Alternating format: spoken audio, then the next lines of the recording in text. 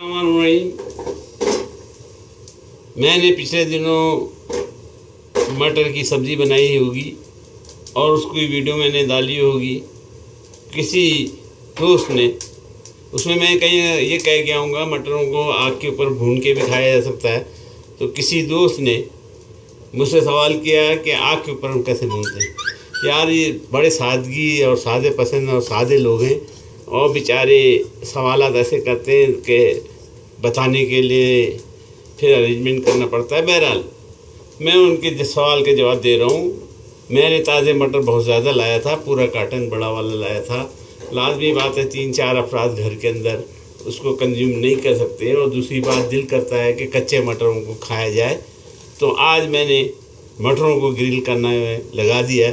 ये ग्रिल की मेरी जाली है जिसके अंदर मैंने मटर को लगा दिया। जब मटर हमने ताज़े लगा दिए गए ग्रिल के अंदर, मैंने इसके ऊपर नमक छिड़का और थोड़ा सा पानी छिड़का ताकि नमक जो है स्प्रेड हो जाए, फैल जाए। इस काम को आप पहले भी कर सकते हैं बाद में, लेकिन अगर बर्तन में करेंगे तो पानी मटरों के कवर के अंदर चले जाएगा और सूखना ज़रा मुश्किल हो जाएगा। इसलिए आप मटर लगा दीजिए। ग्रिल में लगाने के बाद उसके ऊपर नमक छिड़किए और थोड़ा सा पानी छिड़क दीजिए ताकि वो गीले हो जाए और पानी नमक जो है मटरों के अंदर चला जाए।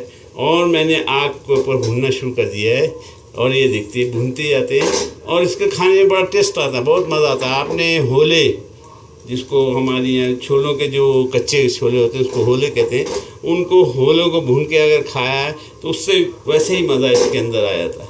ज़बरदस्त पकते हैं। तो ये आज मैं मटर ग्रिल कर रहा हूँ और ताज़े मटरों को लीजिए, उसको ग्रिल के जाली, किसी जाली में भी लगा सकते हैं और किसी बर्तन में भी आप भून सकते हैं। अगर किसी कढ़ाई के अंदर डालें और उसको भूनना शुरू करें तो भून सकते हैं, लेकिन आग के ऊपर इसका मज़ा कुछ और है। इसलिए इसको लगाने के बाद इस पर नमक छिड़किए और थोड़ा सा पानी छिड़किए और उनको हल्की यानी मीडियम किस्म की आँच के ऊपर, जिस तरह मैं भून रहा हूँ, भूनना शुरू करिए। और ये मटर के छिलके काले कर दें।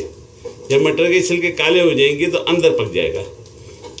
इतना भूने जैसे ये एक दिख रहा है आपको, इस तरह मटरों के छिलकों को काला कर दे ताकि अंदर ये भुन जाए और गरम गरम खोलेंगे वो टेस्ट लगेगा। उम्मीद है आपको समझ में आ गई होगी। उम्मीद है आप भी बनाएंगे। मटरों को ग्रिल करने का तरीका मैंने बता दिया है और इसको काफ़ी टाइम दें। हल्के हल्की जिस तरह मैं हटाता जा रहा हूँ इस तरह हटाते जाएँ। तमाम मटरों को उसके आग के नीचे लाएँ ताकि तमाम मटर जो है वो भुन जाए। उम्मीद है आपके समझ में आ गया होगा। दूसरा खाना, क्योंकि मटर में बहुत ज़्यादा लाया था और मटर अब के छिलके सूखने शुरू हो गए तो समझे मटर आपके अंदर से सूख जाएंगे। इसलिए उनको कंज्यूम करने के लिए मैंने दूसरा खाना मटर आलू बिरयानी बना रहा हूँ। और कल भी मैंने इसी किस्म की एक बिरयानी बनाई थी, बहुत पसंद आई थी घर वालों को और बहुत टेस्ट लेके हमने खाया था। तो आप याद रखिए 15 मिनट के अंदर बिरयानी भी तैयार हो जाती है, 15 से 20 मैक्सिमम आधा घंटे के अंदर।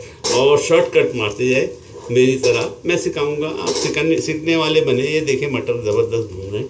आप सीखने वाले बने, बनाने वाले बने। इंशाअल्लाह हम लोग साथ साथ चलेंगे। आप मेरे दोस्त हैं, चाहे आप मेल हो, फीमेल हो, बच्चा हो, बड़ा हो, कोई भी हो, बूढ़ा हो, जवान हो, वो मेरे साथ रहें। मैं जहाँ भी जाऊँगा आपको साथ लेके जाऊंगा। इंस्टेंट कुकिंग के ऊपर आप देखते रहें। मैंने यूट्यूब पे भी डाल दिया है और मेरे पेज के ऊपर भी।